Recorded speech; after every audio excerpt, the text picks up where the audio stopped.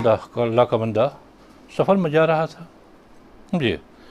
बराबर में बस मिल गई, बस में बैठ के सीधा निकला तो बराबर में एक सवारी आई, बराबर में बैठी भी थी, उसका बैग रखा हुआ था, वो बराबर में बैठ गया। वही सवारी के बराबर में दूसरी सवारी बैठती।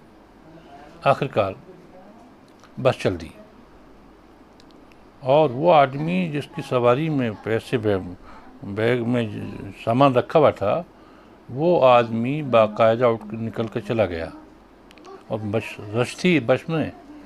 उसके बाद वो चला गया, लेकिन अब उसे फ़िक्र पैदा हुई, यार बैग तो रह गया उस आदमी का।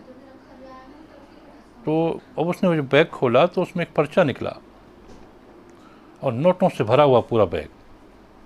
पर्चा उसने देखा और देखने के बाद फ़ौरन अब इस पते पे गया बैग को लेकर, क्यों हो अब ये पर्चे मुझे जिम्मेदारी बन जाती है। ईमान कहता है कि जिस आदमी का ये बैग है, जो सामान है, चाहे वो पैसा हो या रुपया हो, उसे लेकर पहुँचो वहाँ। ये पहुँचा, बैल बजाई उस मकान पर।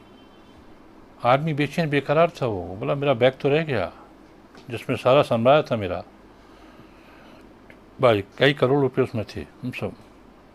अब सब सरमाया देखकर नहीं था, बेचैन हो गया। अब बैल जो बजी, फ़ौरन ये दरवाजे पर एक बच्चा आया बाहर। कहा कौन है आप? बोले आपके वालिद से कहो कि बाहर आ जाएं। तो बाहर आया, क्या बात है?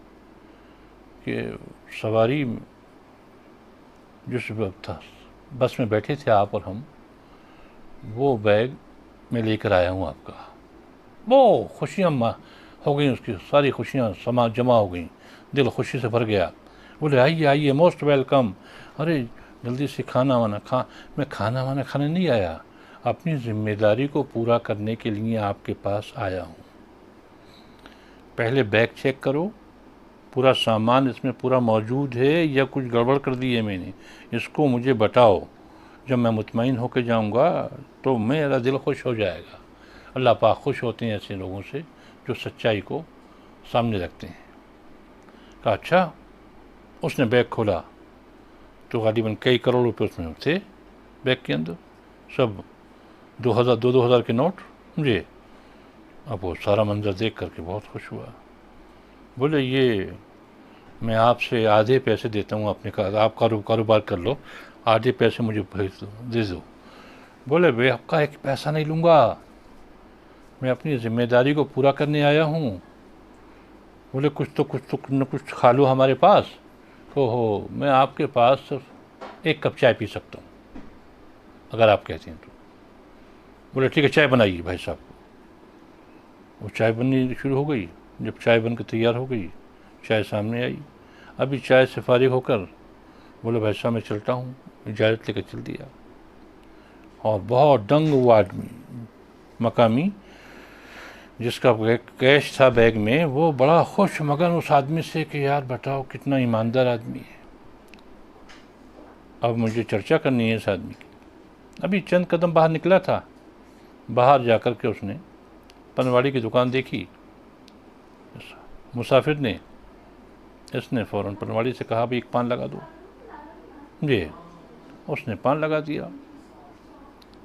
अब वो पान जब लगा दिया, अब वहाँ जब पान लगाया तो पान के लिए एक आदमी के 2 रुपये का सिक्का नीचे गिर गया, या 5 का सिक्का या 2 का। उसने फ़ौरन वो पैर रख दिया उसके ऊपर। कौन आदमी फेंक रहा? जो यहाँ करोड़ों का माल दे करके उसके घर पहुँचा है बस में से, उसे पता भी नहीं था कौन ले जा रहा है, लेकिन अल्लाह तो सब देख रहा है, वो अलीम खबीर लतीफ़ है। जब वो फारिग हुआ और जैसे उसने पैर रखा, और पैर रखने के बाद उसके बाद उसने पैसे उठा के अपनी जेब में डाल लिए। जो करोड़ों की दौलत को वापस कर रहा है, अभी वो 5 या 10 रुपए के सिक्के पर अपनी नीयत ख़राब कर रहा है जी। और उसने डाल दी अपनी जेब में। लोगों ने कहा, भी चर्चा हुई कि अभी यहाँ से एक आदमी गुजरा था और बोले भाई मैं हूँ, क्या बात है बताओ। कि मैं तो भाई ये पैसे थे 10 का सिक्का था या 5 का, कि वो दिखाओ आप अपनी जेब में। देखा तो मिल गया। ओहो तू तो चोर है।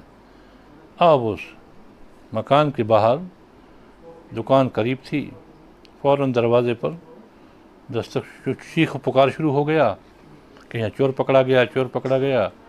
अंदर से वो मकान मालिक भी आ गया। बोले कौन चोर है, ज़रा मुझे दिखाओ। अब उसने देखा, हो ये तो वही आदमी है जो मेरा लाख करोड़ों रुपए का बैग वापसी ला रहा था और मुझे पेश कर रहा था, और बाकायदा उसकी नीयत ख़राब हुई 5 रुपये 10 रुपये पे। ऐसे नहीं हो सकता। वो जिद में आ गया। बोले आपने 10 रुपये 50 रुपये 100 रुपये इसके ये मेरी तरफ से लो, लेकिन ये आदमी ऐसा नहीं है, और ये मेरा करोड़ों का बैग लाया है। अब गवाह मौजूद है, करोड़ों का बैग उसका लाया मुझे। उसके बाद उस आदमी ने कहा कि सुनो, फिर वो अंदर चला गया उस मकान मालिक के यहाँ और कहा वो जो कसूर था ना, कि क्या किया आपने, 10 रुपये की नीयत ख़राब कर ली, वहाँ लाखों करोड़ों का बैग मुझे ला के दे दिया आपने, जबकि बस में मेरा खोया था। हाँ बोले वो मेरे तकाजा ईमान का था। फिर क्या हुआ। बोले जो तुमने चाय पिलाई थी ना मुझे, उस चाय में गड़बड़ थी। असली में अंदर से मेरे ख्यालात ख़राब हो गए। ख्यालात जो होते हैं इंसान के, वो जज्बात जो ख्यालात होते हैं, वो एक क्या है, लुकमा एक समुद्र है और ख्यालात उसके मोती हैं। तो मेरे ख्यालात ख़राब हो गए और अंदर से मैं बाकायदा 10 रुपये के सिक्के पर मैंने पैर हटक दिया, और मैं गुनहगार हूँ। वो तुम्हारी चाय की ख़राबी थी जो मेरे अंदर जब पहुँच गई ना और मेरी बॉडी में गई, उसने मेरे ख्यालात ख़राब कर दिए और मेरा ईमान 10 रुपये के सिक्के पर टिक गया। कहते हैं कि हलाल कमाई लाजिम है इंसान को ज़िंदा रखने के लिए। कहते हैं इंसान को ज़िंदा रखने के लिए आपकी ज़िम्मेदारी है कि कहते हैं, एक तो कहते हैं कि सबसे पहली चीज़ क्या हो, खुददारी। और जंगल का शेर होता है, खुददार होता है। वो किसी का किया हुआ शिकार नहीं खाता, अपना या अपने माँ बाप का किया हुआ शिकार खाता है। और उसे खूब 5 किलो खाए 10 किलो खाए, वो उसकी मर्ज़ी है, जितना भी उसको खाता है पेट में उसको खा लेता है। उसके बाद बाकी तमाम जंगल के जानवरों की क्या करता है कि तुम्हारी अब आराम से दावत है, आराम से सब खाओ। वो फ्रिज में लगा के नहीं रखता मुझे। नहीं, कहते हैं कि इंसान को अंदर से ख़राब करती हैं। क्या करती हैं, कौन करती हैं, कि खुददारी को कमज़ोर कर देती हैं। हराम कमाई जब अंदर पहुंच जाती है तो आदमी अंदर से ख़राब होना शुरू हो जाता है, बंदा हो या बंदी हो। इसलिए आपसे कहते हैं कि भाई देखो, खुददारी भी हो और उसके हलाल के साथ हो। मेरे बेटे ने मुझे पैगाम दिया कि खुददारी अगर उसके हलाल के साथ होगी तो बिल्कुल फिर आदमी अंदर से पारस का हो जाएगा, बढ़िया, लालची नहीं होगा, उसका जहन ख़राब नहीं होगा। क्यों, क्योंकि वो हलाल का खा रहा है। तो हलाल कमाना और हलाल खाना ये ज़िम्मेदारी है किसको लाने के लिए, कि खुददारी को पैदा करने के लिए। हलाल का खाना और कमाना दोनों लाजिम हैं। अल्लाह हम सबको इस पर अमल की तौफीक अता फरमाए। हाँ।